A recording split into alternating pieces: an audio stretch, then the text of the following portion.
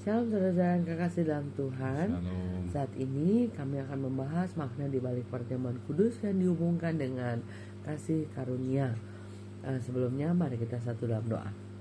Kembali kami ke tata kasih kami yang Tuhan, untuk kami mengucap syukur untuk segala yang Engkau lakukan pada hidup kami dari selama-lamanya sampai selama-lamanya.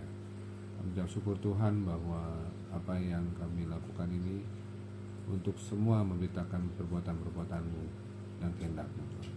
Tapi hamba-Mu Tuhan dan menyampaikan sharing firman Tuhan malam hari ini di dalam nama Tuhan Yesus. Haleluya, amin. Ya, Shalom, kita akan membahas tentang perjamuan kudus, bahwa perjamuan kudus itu adalah bagian terbesar ya dalam kasih karunia.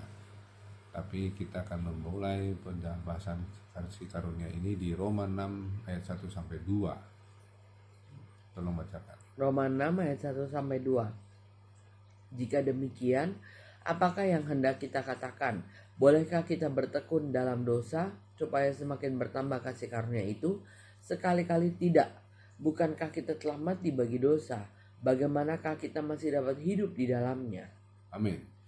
Jadi perjalanan pelayanan Tuhan Yesus Kristus itu paling tinggi puncaknya adalah kematian di atas kayu salib. Jadi kematian di atas kayu salib itu bicara tentang kita, dosa kita sudah ditanggung. Artinya Tuhan mati bukan untuk kita, tapi mati sebagai kita. Ya. Jadi matinya itu Tuhan itu menggantikan kita. Ya. Untuk supaya kita tidak lagi terintimidasi oleh hukuman akibat dosa. Jadi itulah kasih karunia. Makanya kita makan tubuh dan darah Kristus itu, perjamuan kudus itu adalah untuk kita memberitakan kasih karunia Tuhan. Ya, memberitakan kasih karunia Tuhan baik bisa lewat gereja maupun dalam kehidupan sehari-hari, dan mendeklarasikan bahwa Tuhan itu sudah melakukan pengorbanannya di atas kayu salib, dan itu adalah kemenangan kita. Makanya kita ini melihat bahwa apa yang kita lakukan perjamuan kudus itu untuk memperingati kasih karunia Tuhan.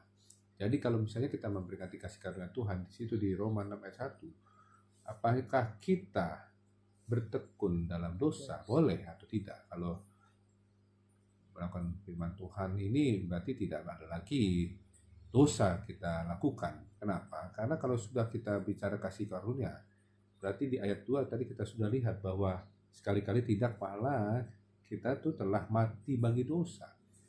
Jadi kalau kita sudah makan tubuh Kristus dan darah Kristus, kita memperingati, kita merenungkan kasih karunia Tuhan ya, bahwa itu tubuh Kristus darah Kristus, itu artinya kita ini sudah diberikan otoritas, kita menjadi anak-anaknya Allah.